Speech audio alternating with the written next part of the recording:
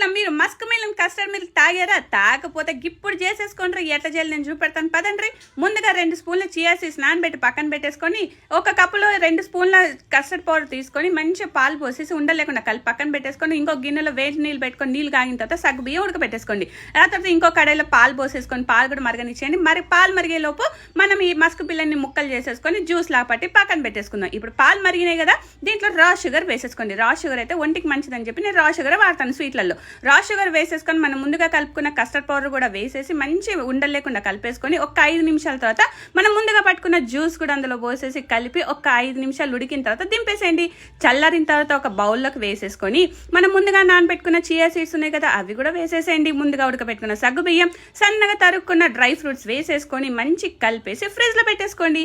ఒక అర్ధగంట గంట తర్వాత చల్లారిన తర్వాత ఇట్లాంటి మస్క్ మిలన్ జ్యూస్ తాగారంటే అబ్బబ్బబ్బా, నెవర్ బిఫోర్ నెవర్ ఆఫ్టర్ అంటారు మీరే. మరి ఎట్లుంది? నచ్చిందా? నచ్చే ఉంటుంది. ఇంకెందుకు ఆలస్యం? ట్రై చేస్తారా? చేసే